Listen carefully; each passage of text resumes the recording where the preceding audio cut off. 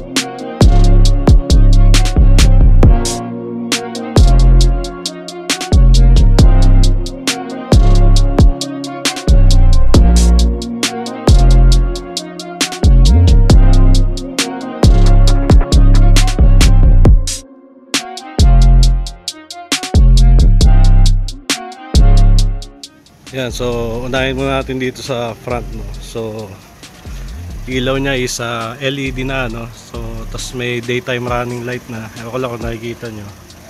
So yan, ito yung DRL nya. Yan.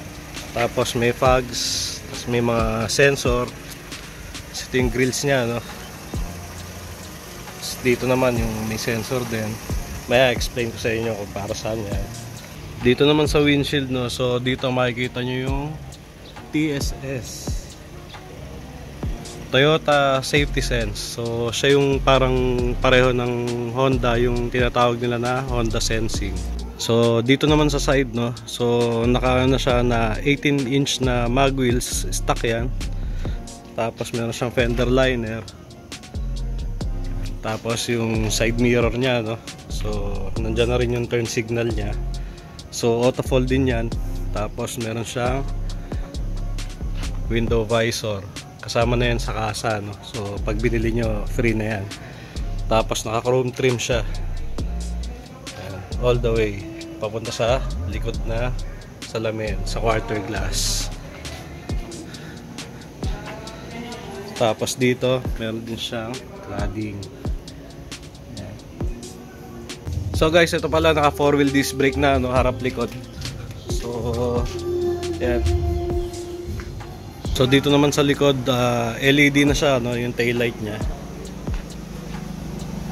Tapos syempre yung Yaris Cross na logo, yung emblem.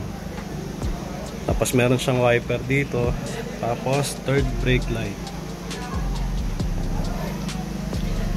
Tapos meron din siyang built-in na backup cam.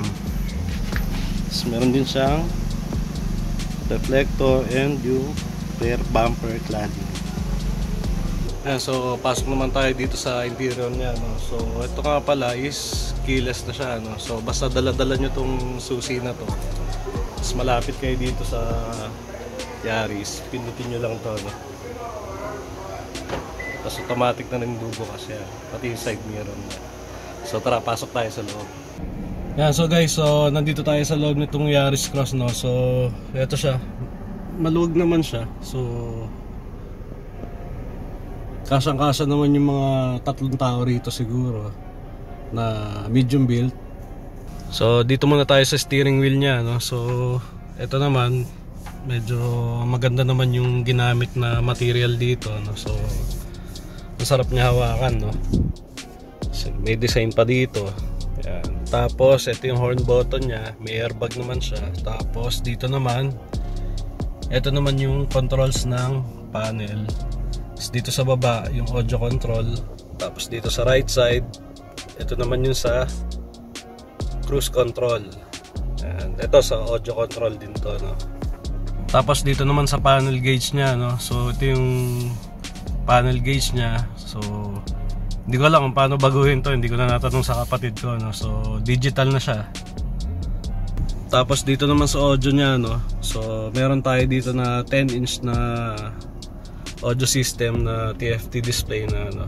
Dito naman sa dashboard, plastic lang siya pero parang maganda naman yung quality ng plastic niya. Tapos sa sidings niya, dito sa pillar, medyo kakaibang plastic siya, no? Tapos may airbag na rin siya sa both sides. Tapos dito sa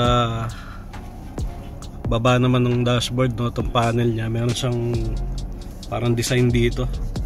Tapos ito yung lining na blue. Tapos ito parang, ewan ko, parang leather siya eh. Dire-diretso yung lining niya.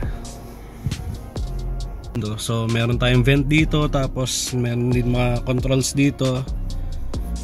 Ayan. Tapos meron din siyang control ng ilaw sa panel, no.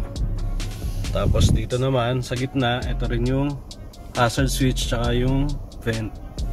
Tapos dito sa passenger, meron din tayong vent dyan. Tapos ito yung glove box natin, no.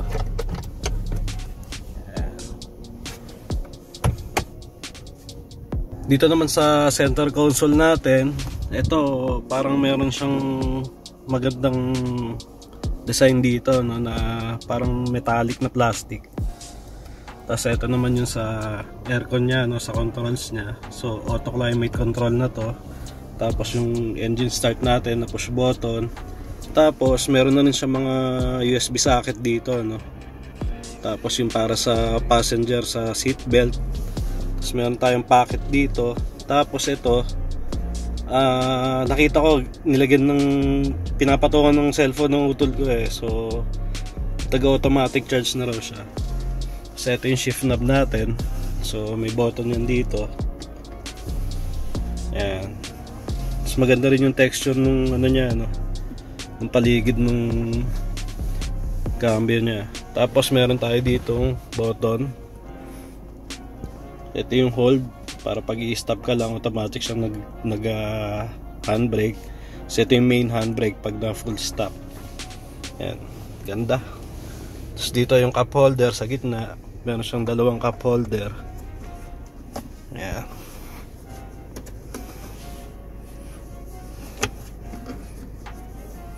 Tapos syempre itong center glove box, no. Medyo mababaw lang naman siya, pero kasya yung mga cellphone niya. Tapos meron na rin palang kasama to na dashcam na provided ng Toyota. Kasama na dito sa Yaris Cross. Tapos yung rear view mirror natin, no. Tapos yung TSS, yung Toyota Safe ano niya, safety, ayan, sensing, mga ganun. Dito naman sa driver side, ito yung ano niya, no, yung visor niya. So may ilaw na rin to. Same dun sa passenger side. So may ilaw na yung mga vanity mirror niya, no. Tapos yung ceiling nito, ang kulay is dark black yata to, or dark gray. Tapos dito naman sa ano, harap, meron dito yung map light niya, no. So yan yung map light niya. Pwedeng isa-isa. Yan, pwedeng sabay. Tapos dito sa gitna, ito naman yung sa ceiling niya. Ito yung ilaw.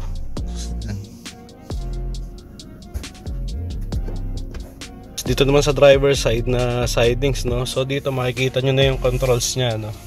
So ganda ng texture nung ano niya, no, leather. Ito leather din. So tas ito plastic. Tapos meron siyang trim dito na parang black metallic. Tas yun pa rin yung parang grills. Ayan.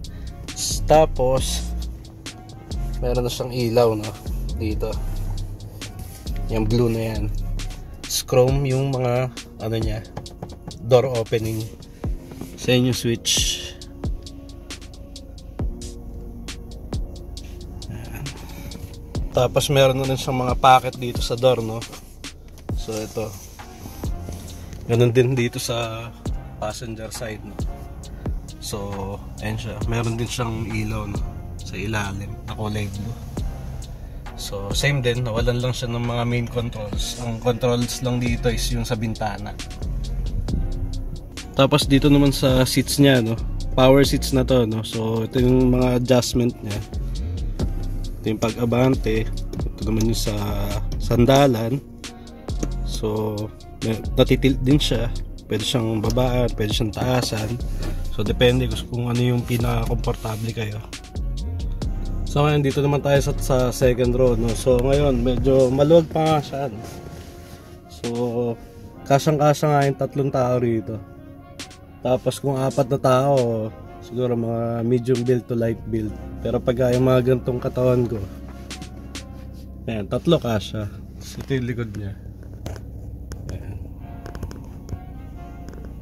So meron na nga rin pala tong aircon vent dito sa likod, no. So ito yung vent niya.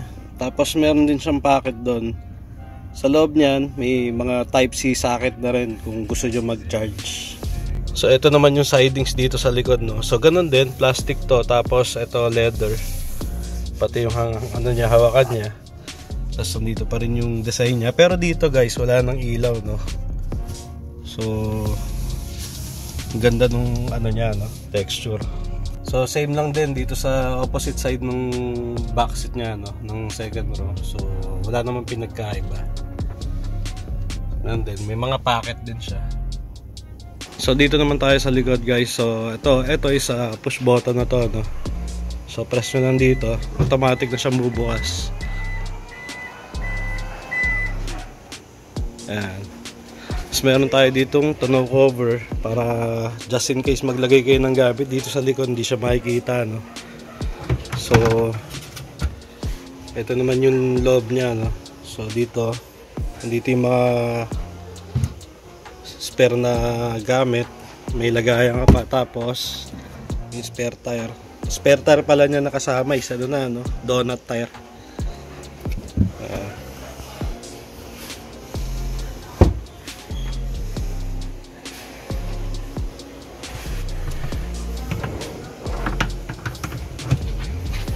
Tapos para isara naman to, pindutin nyo lang yung switch na yan.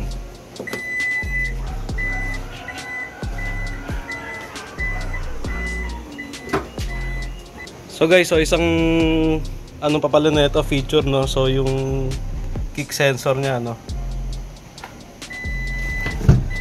So bubukas na siya para hindi ka na magpipindot. So pag isasara ganun din dito sa gitna.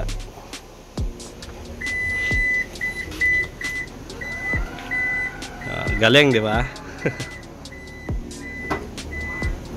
Dito naman tayo sa engine niya, no. So ang engine nito is 1.5 liter, no. So 4 cylinder siya na double overhead cam. Tapos ang transmission naman niya is CVT.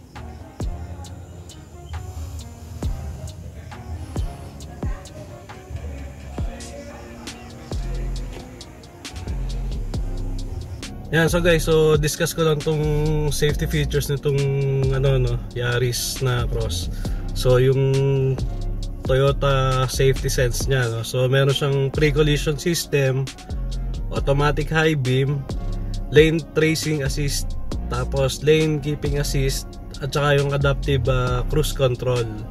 Tapos sa camera naman nito, meron siyang panoramic view. So ngayon, para ma-view nyo yung panoramic view, so meron naman tayong button dito, or ilalagay nyo sa reverse button yung shifter, no. So ngayon testing natin para makita nyo. Eto siya. Yan. So habang umaandar, pwede nyo siyang pindutin para makita nyo. Tapos pag pinindot nyo ulit, mag-iiba ng view. Yan. So ipapakita ko sa inyo yung mga position ng camera kung nasaan siya, no. So guys, turo ko lang sa inyo yung mga camera ng panoramic view, no. So meron tayo dito sa harap, tapos sa side mirror,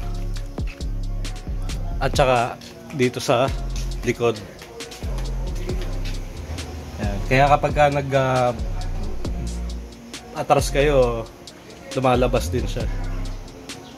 So guys, pahabol ko nga pala, no. So meron tayo ditong manual mode, no. So dito, pwede kayo mag-shift dito, lagay nyo lang sa drive, tas right. So lalabas yung S. So ayan, gear 1. Or balik muna natin. Gusto nyo naman ito, ganun din, i-turn right nyo lang to. Tapos dito kayo mag-shift. Ayan, 1. So ito naman yung minus. So guys, so paano, hanggang dito na yung video natin. So sana nagustuhan nyo yung quick review natin dito sa Yaris Cross ng utol ko. So shoutout nga pala dito sa Gem Mineral Hot Spring. So kaya nakasando ako, dito kami swimming. So paano, kita-kits ulit tayo sa susunod na video.